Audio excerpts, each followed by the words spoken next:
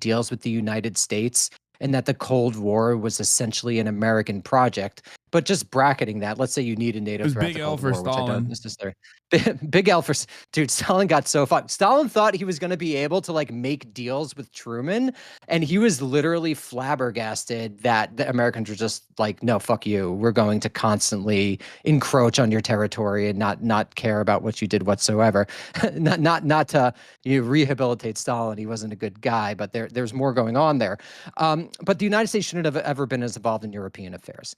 And so what Biden should have done is that he should have used this as an opportunity to begin a security transition. And I think this is what needs to happen over the next several decades. And it would have been nice if it started in Europe, because European countries are quite wealthy and they could actually produce a defense industrial base that would allow them to intervene in Ukraine if they consider this to be a major interest of themselves. If the British, if the French, if the Germans, if whomever, the Poles really want to intervene in Ukraine, that they should be the ones responsible for it, and it should not be the United States. So what Biden could have done was to begin a security transition. And why I think it's important to kind of focus in on that is that this is what also needs to happen in East Asia, because East Asia is really a powder keg that could go off at any moment. And you have people within the United States who are under the fantasy, who believe in the fantasy that the United States is going to be able to remain forever hegemonic in Asia, like it's 1945, and the United States controls half of the world's exports.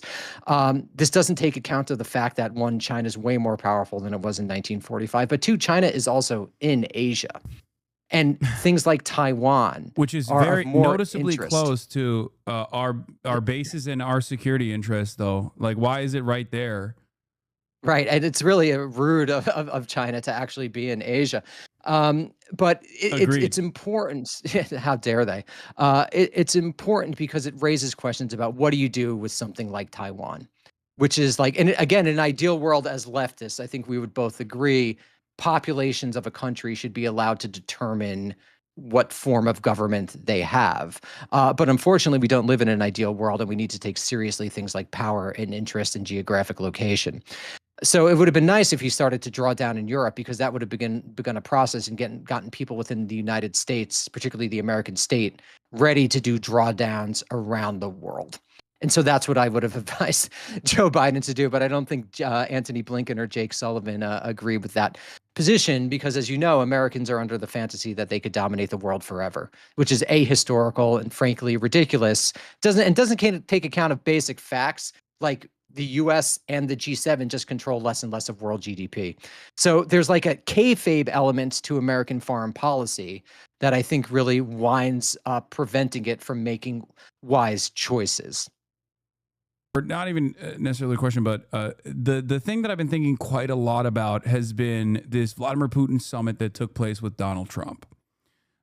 It's not a secret that Donald Trump has a lot of reverence for what he perceives as like charismatic authoritarian strongmen, right? To a degree that I've never seen from any other American president, Republican or Democrat alike.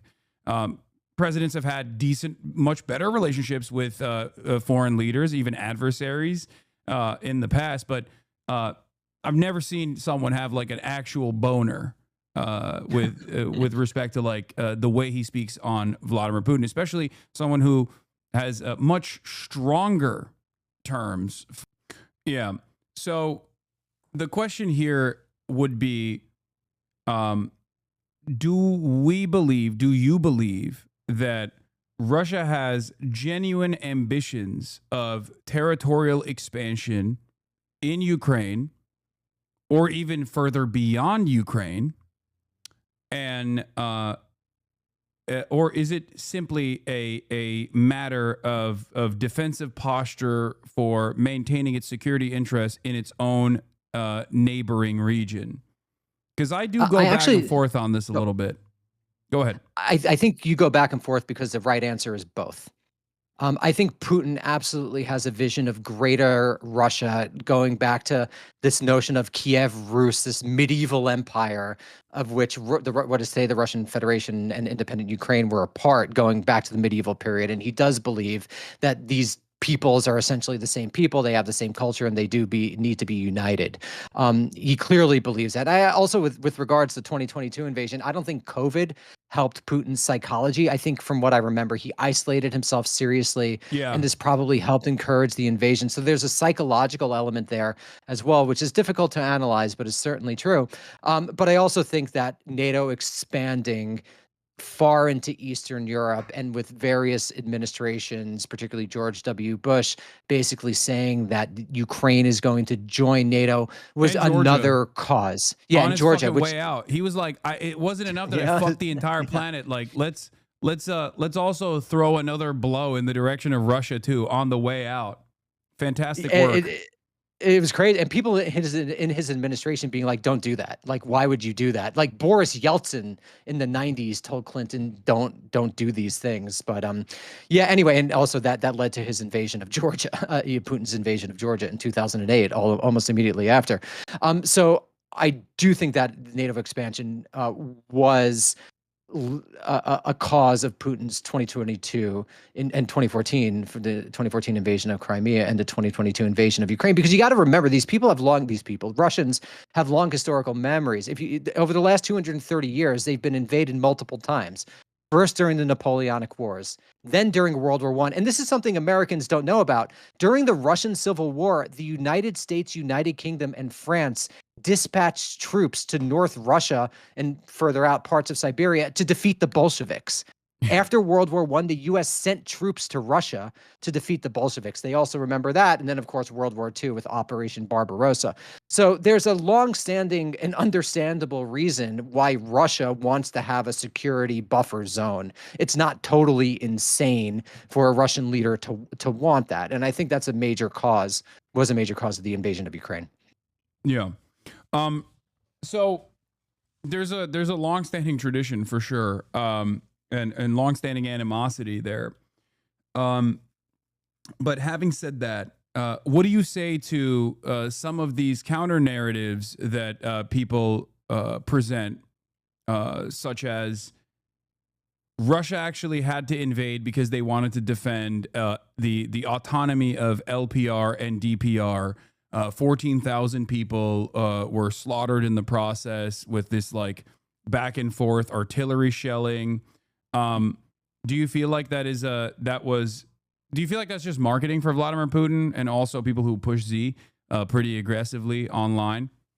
Yeah, I do think that's a form of marketing, and no, no nation needs to expand in such a violent way, and I don't think that the Russian security was actually under any genuine threat in the short or medium term. I don't think and this is, again, what's so brutal about the United States. I think American leaders were just lying. I don't think they were ever going to let Ukraine or Georgia into NATO. I think that was total nonsense that they were essentially doing because the United States doesn't suffer the consequences of its policies. I mean, that's the fundamental truth of American empire, is that since the ending of the draft in the early 1970s, the bourgeoisie of the United States does not suffer the consequences of American foreign policy. We're incredibly insulated. And so George W. Bush could just be like, oh, okay, I'm about to lose. The Republican Party is about to be displaced, but let's have Ukraine and Georgia join NATO. Or various people within the Obama administration could make gestures toward this happening. And it's just total bullshit. And the people who wind up suffering, like always in U.S. foreign policy, are people abroad and not us here. We're just insulated from our hubris and our aggression, frankly, abroad. With some exceptions, like 9/11. Yeah, but I mean, the exception that proves the rule. You know, like 3,000 Americans versus the. I mean, 9/11 was horrible. You know, all the necessary disclaimers. Innocent people should never be killed for the crimes of their government. But that just again reveals how, for the most part, it's not millions of Americans that are suffering as the result of the American empire. It's millions of people abroad. No, absolutely. I famously have a very similar opinion. It's actually one day removed from one fateful evening in August 21st, 2019, when I said what I said about 9/11 that people still consistently bring up. But let's two here. Yeah, let's move on from that. So I guess I guess my question is, or even the leader of a proxy like Zelensky, um, where do you think this animosity towards Zelensky comes from for Donald Trump? I think that Trump is a very personalist leader. He's not a policy guy. He's not a thinker. I think this is why it's kind of funny that so many people try to trace the intellectual history of Trump, because he's not a thinker. He's kind of an outer borough New York guy who made his career, one, due to his dad's money, but also by basically following his gut. And I think vis-a-vis Zelensky, I don't think he liked that he felt that the client in the weaker position didn't show the necessary deference to the guy who had the power. And I think it's as simple as that, which is why when Zelensky went to the White House recently, he wore that like black bar mitzvah suit. He was very deferential to Trump, and he was doing what he should have done when he came earlier in the last few months. And so I think that it's really just that. And A reality that Putin, European leaders have actually come to terms with, because the precisely. first term under the Trump leadership, they were actively undermining him. They kept making fun of him. It was clear that they did not appreciate. It's clear that they were like, this guy's a fucking idiot, which, I mean, he is. And these guys are right. Except that idiot does, run at least the Western sphere of influence. And therefore, you see a very different attitude from European leaders now, with like Rutte literally saying he's daddy, and all of these people that were around even or had an unfavorable opinion of Donald Trump now coming to terms with having to glaze Trump in an effort to get, like, I guess, in an effort to stop the bleeding to the best of their ability, which I don't think has seen much success anyway, especially with the universal tariffs regime that he's implemented, the economic deals that he's putting forth that look like tithing, like demanding more tithing from the vassal states, and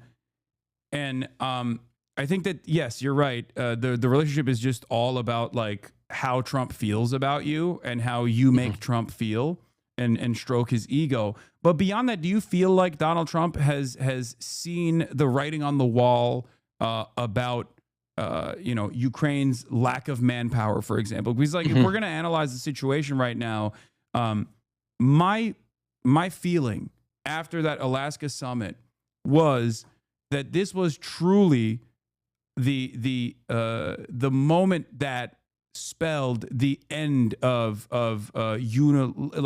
singular hegemonic superpower America. This was like, we've talked about multipolarity existing in the world, and certainly there was in the Cold War, but this seems like it was the proof that multipolarity is here. That's 1000% correct. And I think what the most important thing to my mind there is that Putin was able to effectively, as far as we know, kind of sanction-proof Russia since 2014.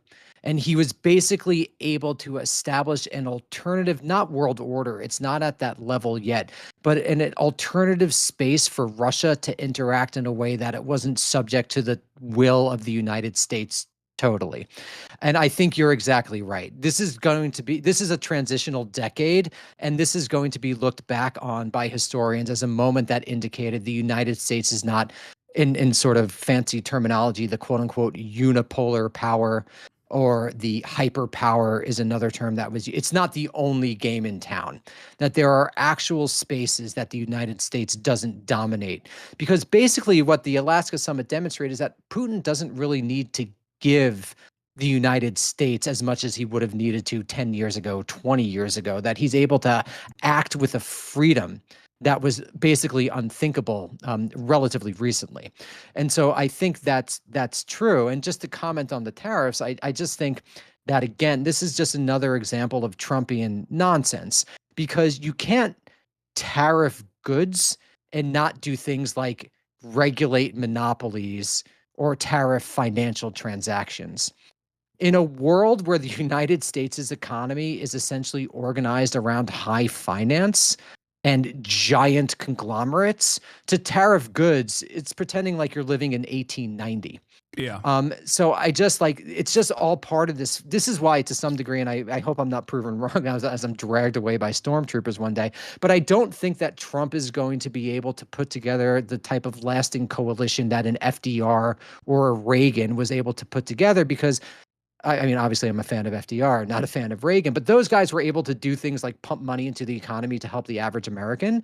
And everything Trump is doing is not doing that. So I think this provides an opening for leftists to really rethink and offer alternative visions of the world that might not come again if we don't take advantage of it, because the liberals just aren't able to do it. I mean, liberalism is in total crisis. They're not able to really offer anything that addresses the problems, whether we're talking about capitalism or imperialism or how people should even live their lives. Yeah. I think that the question I guess I have is do you feel like Donald Trump is going to, and we probably shouldn't speculate on America and Russian affairs. I feel as though both yourself, myself, and many others, including Zelensky himself, has been burned by making speculations about whether or not Russia really has that dog in them to go in and just like militarily dominate a country. A lot of people made predictions that came out to be wrong for once, and you know, a lot of NATO enjoyers who are wrong professionally will never let you forget that. Having said all of that, do you feel like this is? Do you feel like the negotiations process, is it going to go anywhere? And also, do you feel as though Trump recognizes, or at least is like interested in communicating that this is over, that Russia has won, and that America made a bet thinking that it had its former superpower status and thought that it could just both economically and militarily dominate a foreign adversary by utilizing a proxy that was a standing nation state, a sovereign nation state like Ukraine, by offloading weapons into Ukraine with the hopes that like the battle lines would not look the way that they do right now, but instead just like push Russian troops back into the border and maybe have like active conflict there, and have that exist in perpetuity as the military industrial complex, it keeps racking up profits year over year. Yeah, I mean, if you look at the the stocks of the defense contractors since 2022, it's really crazy that they've just exploded. But in terms of your question, I think that Trump has a sense that this is not going to result in the type of American victory that an Antony Blinken or a Jake Sullivan, I'm not even sure Biden knew what was going on, expected, that they would be able to really bog Russia down forever, and Putin would not be able to sort of escape the purview of the United States, that we could sanction him, and that would be that. So Trump has a sense that that is not the case.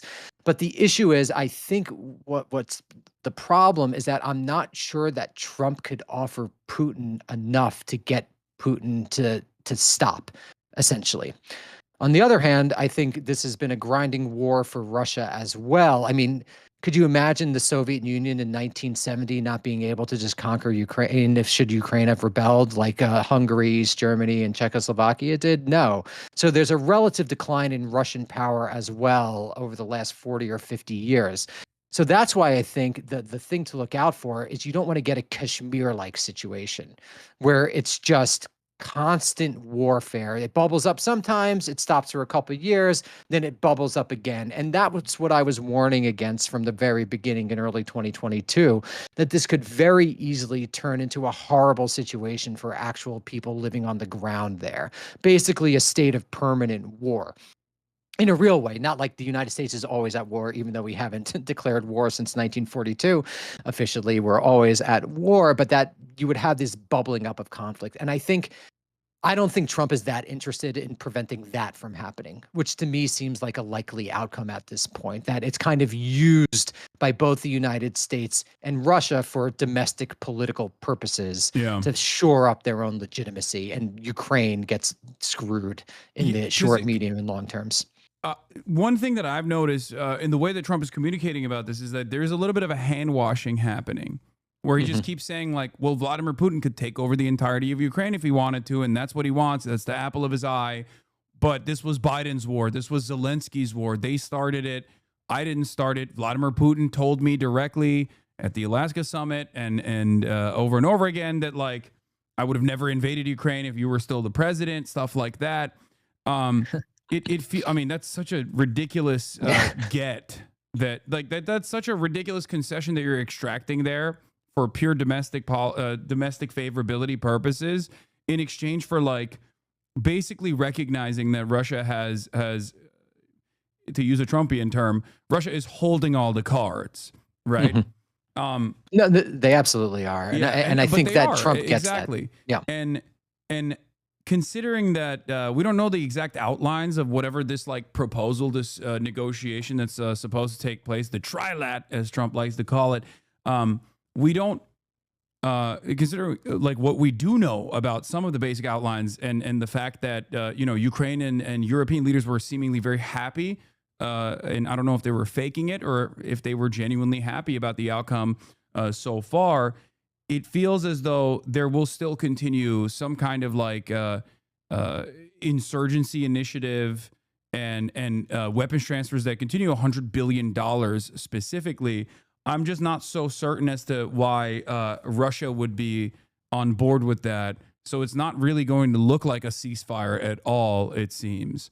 Well, they're just going to kind of call it a ceasefire, I guess, for domestic purposes.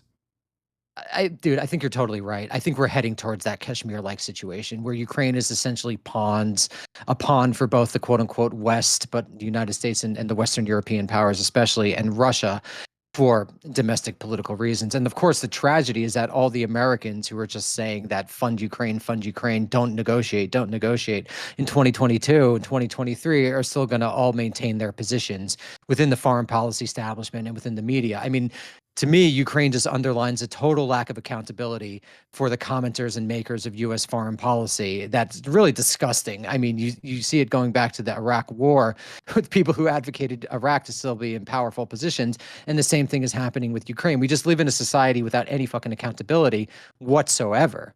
And that the people, the warmongers who keep on making terrible choices that backfire immediately suffer no professional or personal consequences. It's you and I who are lambasted by the Russian government, not the people who should actually be. Yeah. So moving on from Ukraine, because actually, last thing on Ukraine before we get into Israel.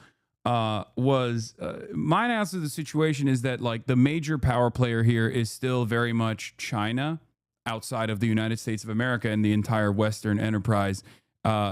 You have this guy, you have this ginormous manufacturing base for the entire globe, basically propping up at least or economically helping and even in some instances maybe militarily helping Russia continue being able to do this. And the way that I try to explain this to my audience, which is primarily comprised of Westerners, is like a lot of the rest of the world that has been outside of the periphery of the West, the global South, see Russia as the enemy of my enemy is my friend. They see America and American dominance and Western imperialism as like a plague that has dominated their entire existence and their histories and humiliated them at times even, so that they see Russia as the tip of the spear, like the one country that's like crazy enough to militarily strike a blow at the Western Empire. Meanwhile, of course, ironically enough, Ukrainians are dying in the process, and they are the ones who suffer the most out of these decisions that like two larger powers are making here. Do you feel like there is like the most just solution to the best managed resolution to this process would be to bring China to the table as well, and to have a negotiations process where like China is also involved and offer more favorable deals to China instead of like continuing to adopt an even more hawkish attitude towards China, both economically and also trying to engage China militarily as well? You're exactly right. I think one of the most damaging fantasies of U.S. foreign policy today is the idea that the United States will be able to remain a dominant power in East Asia. So anything that is going to bring China to the table as a major stakeholder in whatever world order that is going to emerge after U.S. hegemony is recognized to have totally declined is going to be important. Anything that brings American leaders together with Chinese leaders in a way in which the Americans recognize that they are the power in decline and that they're not going to be able to remain. They're not quite regionally hegemonic any longer, but regionally powerful in Asia, in East Asia, is going to be a positive thing, and that's one of my biggest worries about U.S. foreign policy going into the future. Is that the people who get recruited into both Democratic and Republican administrations, you basically can't really occupy an important position in either party if you don't think that the United States should remain forever dominant in East Asia. Even someone like John Mersheimer, who has been correct about Ukraine, thinks that the United States should confront China and that it's really Yeah. important for the United States, which is ridiculous. It's just ridiculous. If you embrace the science of historical materialism and you just look at the material reality on the ground, there's just no way that's going to happen. What I'm worried about is that the United States is just going to actually cut and run one day,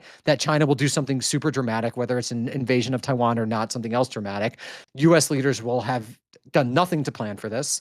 They're going to recognize it's not worth fighting a nuclear World War III over an issue that's of tangential, ultimately, interest to the United States' physical security, and they're just going to leave the region, thereby leaving allies and partners totally in the lurch. When what should happen is this should be like basically a years-long process of preparing to leave the region in a meaningful and responsible way. But that I don't think that there's any hope of that happening because Americans are infected with a Protestant messianism that makes them identify the interests of the United States as being the interests of the world. So it's pretty grim. I mean, it's a pretty grim moment, even though the facts on the ground are so obvious. There's like a dual-headed snake here as well, because like as domestic conditions worsen, like as material conditions worsen for the average American or the average Westerner, there's a lot less interest in feeling a sense of patriotism as well. On the one hand, you have more reactionary forces that grow out of the anger and resentment born out of the economic instability, the volatility, and a lot of hatred for the other tribalist attitudes, white nativist immigration policies, and growing fascism. But I don't think the large swaths of Western society are as on board with like going to war with a larger power when they feel as though there's nothing to really fight for. It's like, oh yeah, I'm gonna go and die in a heated battle between America and China, so that or maybe survive so that I can come back to continue paying rent to my landlord. Like Right. that's not a life worth living, or that's certainly not a life worth fighting for, specifically fighting to death. So I think that is also somewhat crippling America's position around the global stage as well. And I guess the most reasonable outcome here after all of America's dominance around the world, I think, is like maybe scaling back in a way that's not dissimilar to the British Empire blowing a 13 colony lead and just like slowly becoming just an island full of weird reactionaries that do finance and is like and allow foreign capital to like purchase whatever they want over there so they can enter like the European markets. Yeah, and to some degree, the sort of skepticism of going abroad is actually much more deeply felt, is a much more deep tradition in U.S. history than most people would expect, because like you and I grew up in an era of American hyperpower. People older than us for the most part grew up in the era of the Cold War, when the United States was super involved in international affairs. You took over a lot of those British bases, actually. FDR made a deal with the United Kingdom that during World War II he would give them lend-lease aid in exchange for basically taking over the British bases. So to some degree the US just like stepped in for the United Kingdom. But before that, it's George Washington who warns against foreign entanglements. There's a real skepticism of leaving the Western Hemisphere for the first 175 years of American history. Now, it was never isolationist Yeah. because, as you know, the United States, first you get westward expansion, the genocide of indigenous peoples, you get the total domination of Latin America, Central America, and the Caribbean in very brutal ways. And even during the War of 1898, you get the seizure of the Philippines and Guam and Puerto Rico as colonies, and the United States totally dominates Cuba. So it's not 100%, but something did change in 1945 when the United States really went global in a way that it never had before. And people were actually really against, but is normal to us. So to some degree, I think we're returning to the historical mean in the next 10, 20 years. It's just going to be difficult because we have this gerontocracy ruling us, which really is really into American global empire, even though it's done so many bad things for the world, really responsible for the deaths of millions upon millions of people. Once you just, when you're talking about the global South, I mean, just look at the numbers.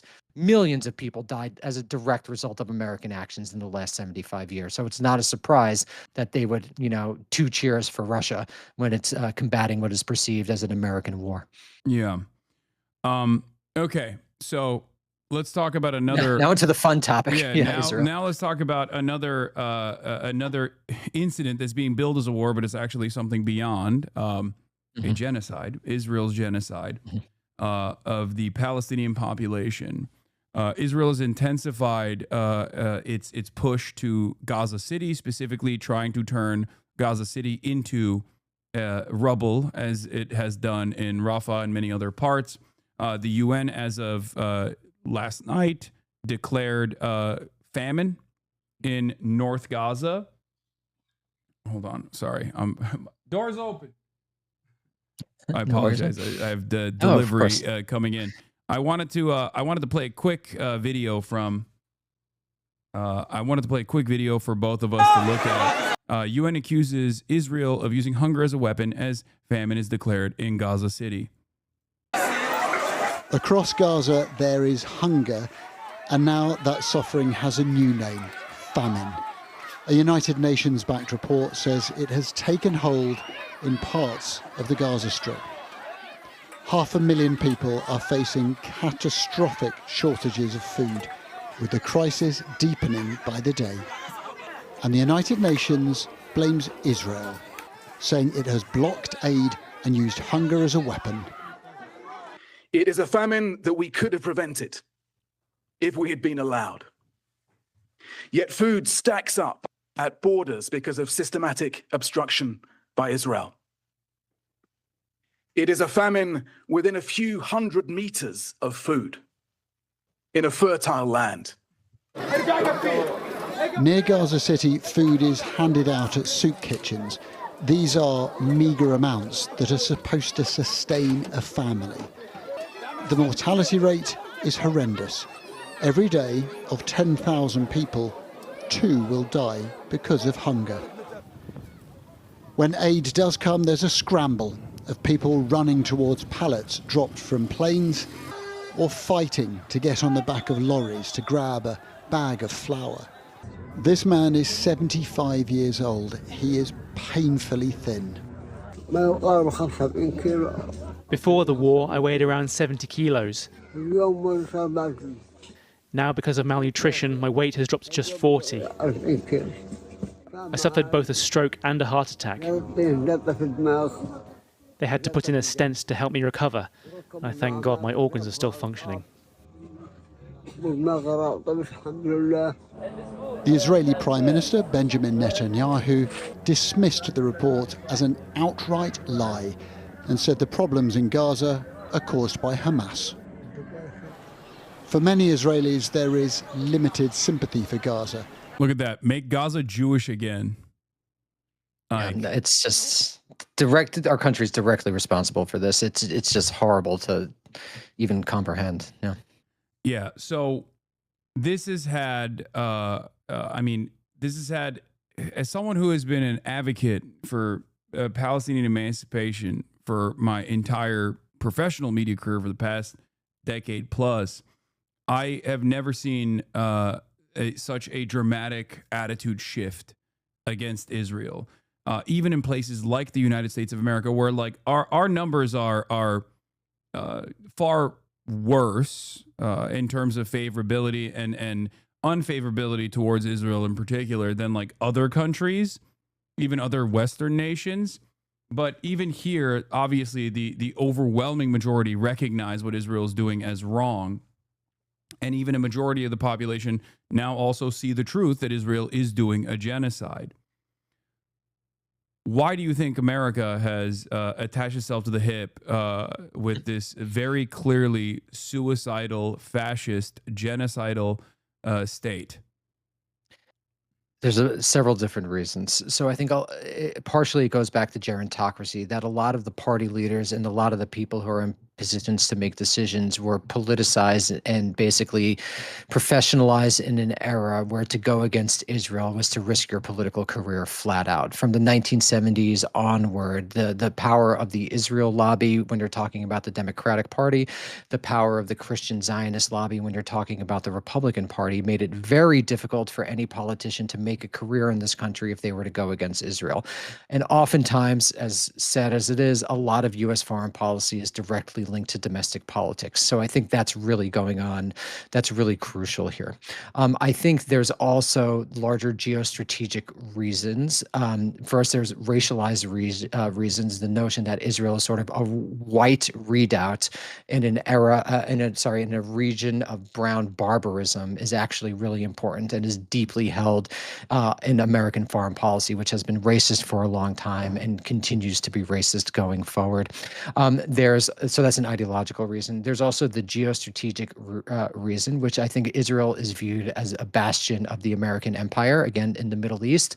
And this is most important vis-a-vis Iran, which the United States has been basically attacking since 1979 because we installed the brutal Shah after we overthrew Mossadegh in 1953. And was a Cold War fought through proxies, but since Trump attacked Iran, now a hot war. And so there's this geostrategic idea that Israel provides a base for the United States to be in the region in a more powerful way than even literal bases in Saudi or Egypt or wherever the case may be. And so I think those are primarily the reasons why it seems like the American political elite, until incredibly recently, tied itself so closely to Israel. Beyond that, before the era of social media, you didn't see it. You didn't see it to the same degree that you see it now, what apartheid in the West Bank looks like, or what now genocide in Gaza looks like. You didn't see it to the degree that you do now. And I think that's a genuine major cause. If you're scrolling Twitter and you just see murdered children, starving people over and over again, you begin asking yourself, what type of country is doing this? What type of country supports another country doing this? And I think that Netanyahu, just to take a step back, has really overplayed his hand, because I do think there's a gigantic emergent generational divide between basically people under 45 and people over 45 when it comes to Israel. And I do think going forward, you're going to see less and less support for basically allowing Israel to do whatever they want. The problem, the tragedy of it, though, is I think that Israel might very well succeed in this Likud project, this Jabotinsky project, to create greater Israel. And by the time there's this shift in American politics, and like the famous book says, everybody is now against this, everybody will one day always be against this, it'll be too late. And so this is really a tragic situation in the original meaning of the term. Absolutely. Do you feel as though there is Chris Hedges has this mindset that it's and I've in our interviews he brought this up as well, where he feels like it's completely gone, that there is no solution here beyond like Israel is going to complete its genocidal project here, and America is going to try and actively provide political cover as it's done so far. And it will create a lot of animosity against the American government and against the Western governments as well. And it's clear to me, at least, that like some European leaders who still try to maintain the optics of like being bastions of liberal democracy and defenders of like international human rights are trying to at least offer some kind of exit ramp, a pressure valve release by saying we're going to recognize the state of Palestine and things of that nature. Whereas America is, especially under the leadership of Donald Trump, not even choosing to offer any sort of olive branch to those who see the horrifying realities of Israel's genocide, and demand stopping said horrifying realities. Do you feel like this is where we're headed towards, that it's going to, or is there any sort of counter messaging operation, or any sort of like initiative movement that people could take that could potentially set back Israel's genocidal ambition in Gaza?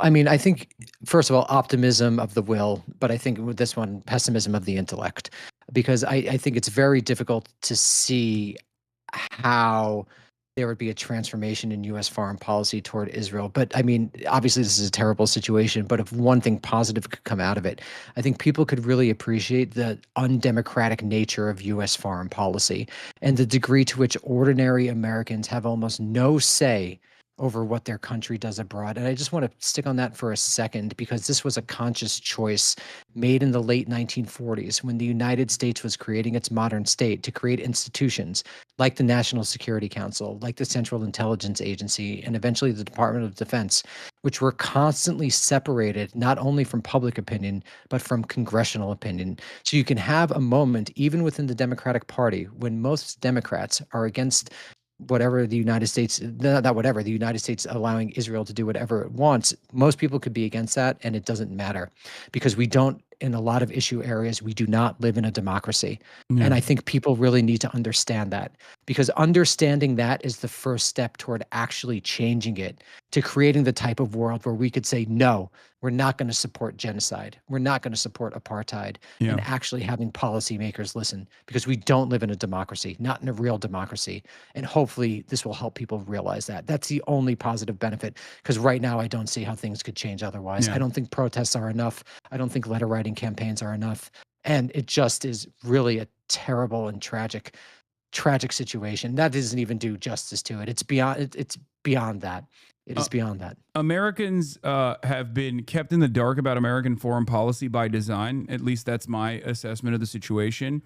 Deliberately kept in the dark, because if they were to recognize the violent nature of American dominance, especially in the global South, that contributes in very meaningful ways into them getting like $5 t-shirts at Forever 21 or whatever, some people would probably be understandably angry towards it, and maybe others would actually land on the side of permanent warfare as a constant state.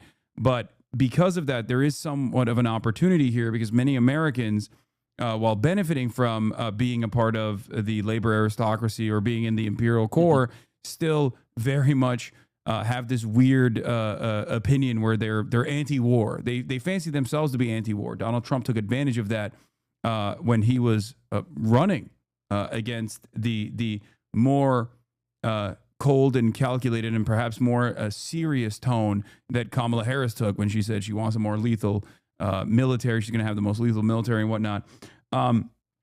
And I do agree with you as far as like this being an issue that definitely wakes up a lot of people to how little say they have in the process of this quote unquote democracy, especially in liberal capitalist states. I feel as though,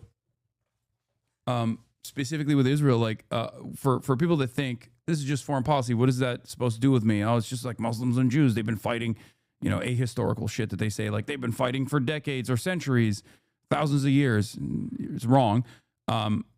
I think the lack of democracy is ever present in domestic agendas as well, that many people have somehow deluded themselves under our duopoly into thinking like, no, there's marginal improvements that one party can make over the other.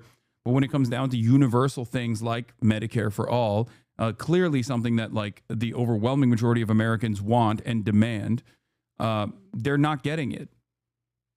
So something's got to change. Yeah, I mean, I think this is one of the many reasons that people feel a little nuts today, because we're way more politicized as a culture than we ever were. People talk more about politics in the 2020s than they did in the 1980s and the 1990s. But as we talk more and more about politics, we have less and less ability to affect policy. So you get this strange situation where everyone's politically motivated, but there's no actual avenue for genuine policy change. And it leads to a type of corroded society where where everyone kind of feels insane all the time because we talk about this all the time, but nothing ever changes. And so the positive thing of that is that we could recognize that you're totally right. Americans don't decide the macro economy of this country, what this country invests in, the various incentives it gives to companies, the fact that it gives SpaceX all these government contracts, which are built on NASA, i.e. government funded research and things like that. We have absolutely no say in that. And the story of the United States over the course of the 20th century is a story of de-democratization. Ironically, as the franchise permit. Within 20 days, every single permit was there for the people to build their houses. But people are writing us and they're saying they won't give us. The mayor is incompetent. The governor's incompetent. You know, Gavin, I know Gavin very well. He's an incompetent guy with a good line of bullshit. And he doesn't get the job done. And frankly, those people want to build their houses. It's terrible. They could have been built. Some of them could have been built already. But think of it, the federal government that has the most complex part, and it's the most complex environmental thing to do. We got it, everybody had it within 30 days. And they're not even close to getting their permits. And now they're talking about taking some of those sites and building low-income housing on them. These are high-end neighborhoods. And I'm all for low-income housing. I built a lot of low-income housing. I know all about 236. I know every program that there is in the government. Is the permit thing real? No, he's just using that as, dude, first of all, nothing that Trump says is real. Okay. Is there a permit structure in the rebuilding? Absolutely. Should there be regulation in the rebuilding of some of these buildings? Duh, no shit. That's the reason why they got fucking eviscerated by a goddamn wildfire. And Donald Trump has decided there should be no building code whatsoever, so that they can expeditiously prop up these buildings. I don't want to get into that right now. Because we have Daniel Besner that I am going to be talking to right now because we're going to move into the 6 wars, now 10 wars, all the wars that Donald Trump ended because he's big, he's bold, he's beautiful. And we're gonna talk about that. We're gonna talk about Israel, some of the wars that Donald Trump hasn't ended yet. Israel, Ukraine, and Russia. And I'm having him on right now to talk about it. Hello. Hey, Hassan, could you hear me all right? Yes, I can hear you perfectly. Daniel Besner is in the building. Ladies and gentlemen, Danny, been a long time, and this is your first time on the broadcast. How would you present yourself to the people that might not know of the good word that you put out there on the American Prestige? Yeah, for sure. Well, first of all, thank you very much for having me. Really appreciate it. So basically, I'm a historian. But beyond that, I've kind of spent the last 10 or so years thinking about what a genuinely left-wing approach to American foreign policy would be in an age of imperial decline and an age of capitalist domination, and how the left should respond in an era when the United States still remains the world hegemon and is doing things like supporting the IDF, sending arms to Ukraine, having 750 military bases abroad, the dollar is hegemonic, and things like that. So basically, so you're saying you're a woke, tanky, red fash, yeah, all of those things. Like you're, when people encounter your work and they have like the globe emoji on their Twitter profile, they see what you have to say and they go, "This is the scariest person on the planet." That's precisely right, but I'm a little bit weird because I'm also sanctioned by Russia. One of the few Americans who has been personally sanctioned by Russia. So they don't know what to do with me. But yeah, the globe emoji people do not love me, and a lot of people don't love me, but I'm fighting the good fight just like you are, sir. Yeah. Well, I haven't been sanctioned by Russia, but they did actually dunk on me in one of their like crazy ads that they had done. I actually kind of want to show this to you right now. Chatters, do you have that ad? Let's show it to Daniel. I want to see if you can notice where they end up using a version of me as a way to say, like, which side are you on? Let me see if I can find it. Hold on. No, I'd love to see that. It was a shock. I think I'm on the same list as like Larry Summers. There's a couple of dead guys on there as well. So, it's an honorable list to say the least. Yeah. let's see. Hassan Piker, Russian military ad. Maybe this is the one. Oh, they're using you as a recruiting tool. No, Interesting. they're well in the reverse. They're using my likeness and saying like, which side are you on? You want to be a gay guy that live streams, or you want to be like a big burly man that fucking dies in one of the grayest places you've ever seen, so that the Russian government can get like extra, like a piece of extra territory. But hold on. Why not both? Yeah. How about be a gay guy who live streams and do that? What's the Shouts out problem? to Jackson Hinkle. He's doing both. Here, I think I found it. Okay. Hold on. I'm going to share my screen with you so you can see it as well. Yeah, let me see it. Here it is. Okay. Let's see if I can find the actual moment. Oh, here it is. Russian military recruitment ads. Okay. And it's incredible. Let's take a look. What are our men? Из колотых ушек, из смузи сделаны наши мужчины. Из моих стримов. That's crazy. Okay. How did I make the goddamn Russian government my op? That's insane. Okay. Who is over there like former Hasanabi head? They got my worst era too. They got my worst era. FSBs hate watching out here, bro. What the make me bright makeup and streams? Like they did like a mishmash of different and struggle periods throughout my streaming. It's like the career. Taylor Swift tour, but yeah, for Hassan. they put on they said like you put on makeup and you wear a lot of jewelry and you paint your fingernails and then you pose in front of your nice supercar. I guess the sanctions were hitting them hard, so they couldn't put the Porsche there, so they used whatever this car is. I think maybe it's a Corvette. I can't tell. It looks like AI. Yeah, could be.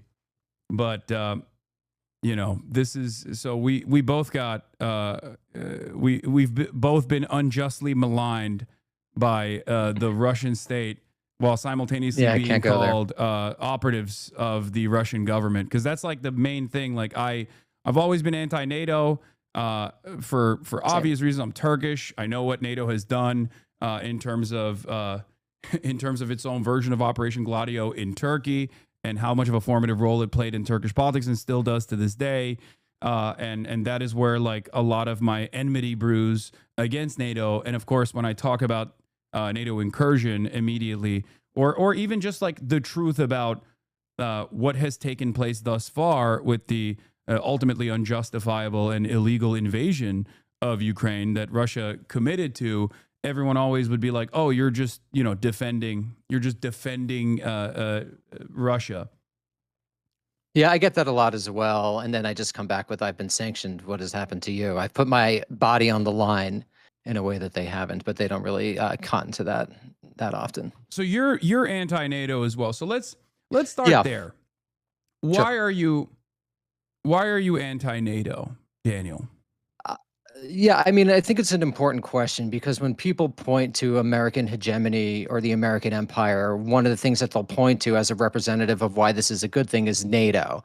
Famously, NATO was founded in 1949 to keep the Germans down, the Americans in Europe, and the Soviets out. And one could argue that NATO did that. But what I think it really represents is the fact of the United States remaining involved in global affairs as the hegemon in a way that, if you look at the historical record, has done incredible amounts of damage to the world, both over the course of the Cold War and after. And so actually going against NATO is a way to argue that the United States should allow other world regions, particularly very wealthy world regions like Europe, to determine their own politics and to determine their own approach to the military and to some degree the economy as well.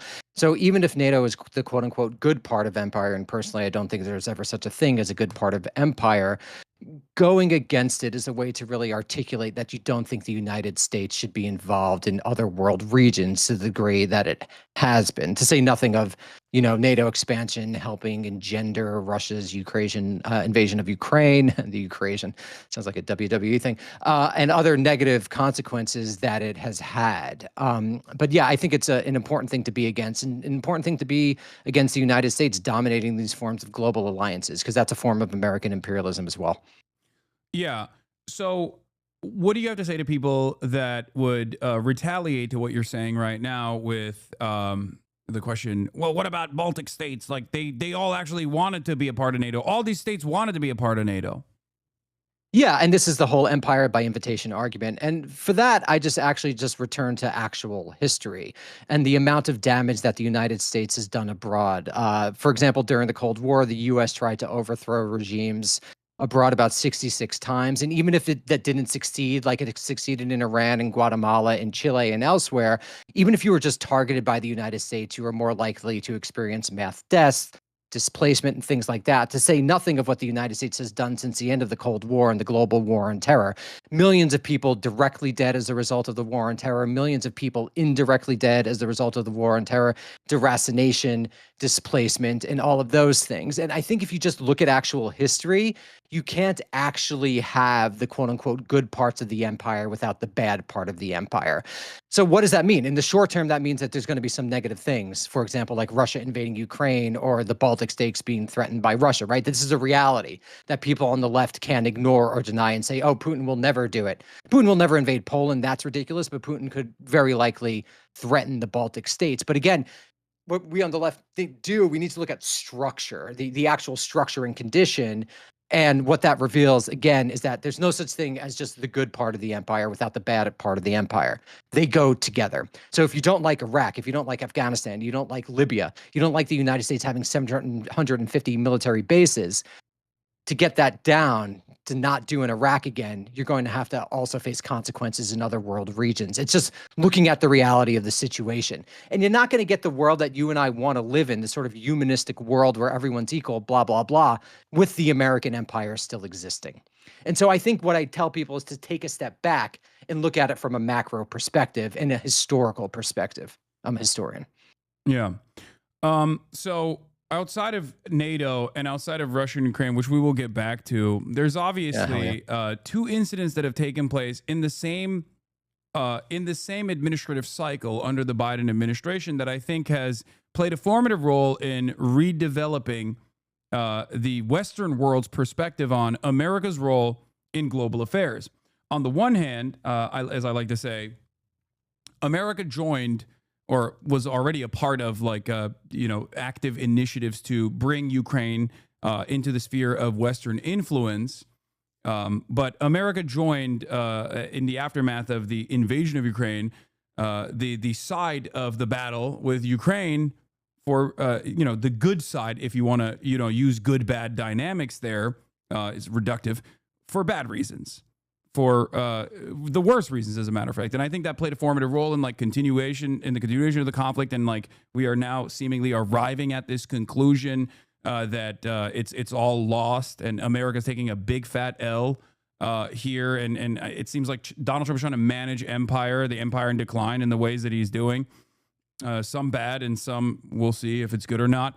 But on the other side of that, you saw all of that goodwill that America could have cultivated in the process of we're defending Ukraine, no matter how heavy-handed it was and how much it damaged the European economy, for example. October 7 happened, I would say, as a direct consequence of the Abraham Accords and the continuation of that process under the Biden leadership and the expansion of the Israeli occupation and the allowance that the Trump administration gave that Biden continued. And then we saw that America does not care about the morality of the situation at all, which, of course, you and I never really thought that they gave a shit. No state actor really cares about the morality. They just have their own interest. But this, I think, has been this is almost created whiplash for a lot of people who did sincerely buy in to the manufactured consent to turn around and take a different approach to say maybe America's not the good guys in all of these circumstances. Maybe America's world police is not about creating free enterprise and a just world filled to Democracy. the brim with democracy. Exactly. Because, we associated ourselves and aligned heavily with Israel as it kickstarted its genocide. Yeah. Yeah, go ahead. Yeah, I mean, I just think to underline what I said, there's almost not as good an example to point to as the fact that you can't have the quote unquote good part of the empire without the bad. Almost immediately, the quote unquote good defense of Ukraine, which I think you're correct, was total bullshit. If you actually look at what Antony Blinken, Secretary of State, or Secretary of Defense Lloyd Austin said, they're like basically, they said explicitly, we want to bog Russia down.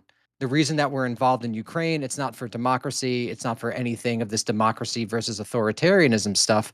It was just about bogging Russia down to make sure that something along the lines of Russia doesn't do what it did in Ukraine again. So it was really linked to these hard security interests and the United States' desire to be the imperial hegemon in every world region now and for always, which is ridiculous. And we could talk about China later if you want. But even if you were say, it was a legal invasion, it was a terrible thing that Vladimir Putin did and that Russia did. And even if you want to say that it was good to defend against them, I mean, almost immediately after you get funding for the annihilation of Gaza, you get a total support for Israel's annihilation of Gaza. And there's just no starker example of the fact that the quote unquote good empire can be had without the quote unquote bad empire, which means you need to get rid of the empire. The problem is the empire. The problem is not how the empire is used. It's the structure of imperial rule itself. And that's what I think needs to be the lefty position on this. Yeah.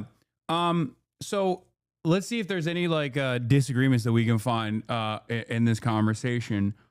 I don't think there really is any, but I'm trying to figure out if there's anything that I could if there's anything that you could elaborate further on as far as Sure.